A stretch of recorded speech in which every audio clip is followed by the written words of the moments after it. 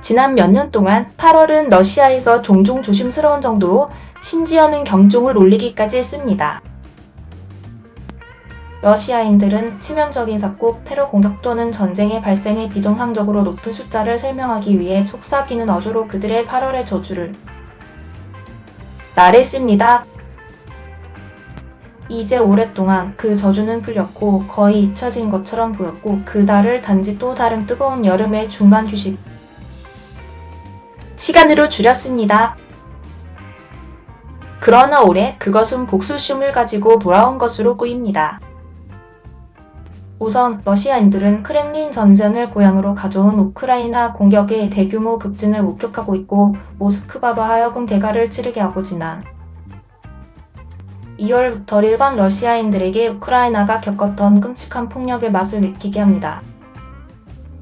흑해에서 러시아의 군 및 상업 함대들이 이달 우크라이나 해군 무인기로부터 공격을 받아 러시아의 보급 및 무역로를 위협하고 있습니다. 그리고 지금까지 매일 8월에 뉴스 미디어가 공식 건물, 군사시설 또는 상업 및 주거 건물을 목표로 하는 작지만 끊임없는 우크라이나 무인기 공격에 대한 보도를 보도하는 것을 보았습니다. 관계자들에 따르면 대부분은 강화된 방공망에 의해 하늘에서 발사됩니다.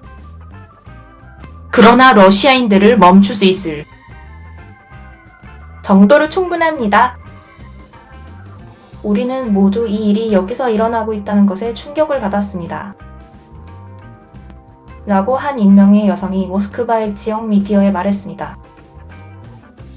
하지만 우리는 정치인이 아니기 때문에 우리는 언급하고 싶지 않습니다. 라고 그녀가 덧붙였습니다. 특히 우크라이나 전쟁에 대한 비판을 중심으로 러시아에서 반대 의견에 대한 엄격한 단속이 있었습니다.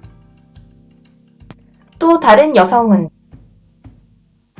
그녀의 정체를 보호하기 위해 얼굴을 흐린 채 지역 미디어에 나타났습니다. 저는 두 아이가 있고 그들이 이 시기에 태어났다는 것에 대해 부끄러워하는 것을 그만두고 싶습니다. 라고 그녀가 말했습니다. 다른 러시아인들은 이제 분명히 한 걸음 더 나아가고 있는데 8월에 러시아 국영 미디어에 따르면 불과 일주일이 조금 넘는 기간 동안 20건 이상의 화재 공격이 발생했습니다. 관리들은 연금 수급자들처럼 취약한 시민들이 경찰이나 채권자들로 가장한 우크라이나 요원들의 공격에 속아서 대출을 요청하고 행동을 취하도록 강요하고 있다고 말하고 있습니다.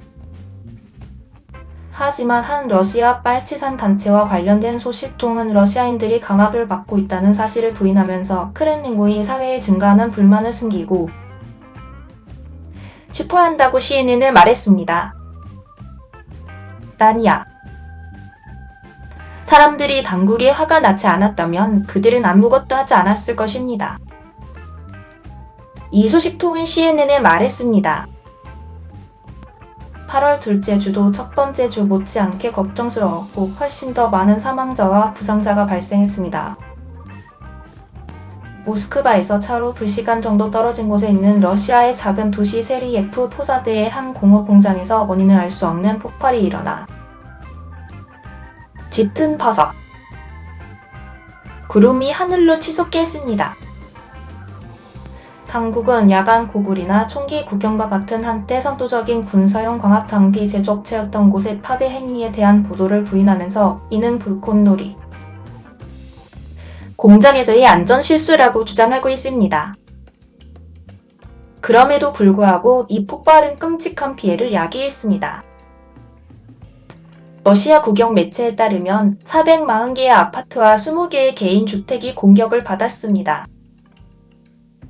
184대의 자동차가 파괴되었습니다. 84명의 사람들이 다쳤고 1명이 사망했으며 최소 8명이 여전히 실종되었습니다. 러시아의 8월의 저주가 실제로 돌아왔습니다.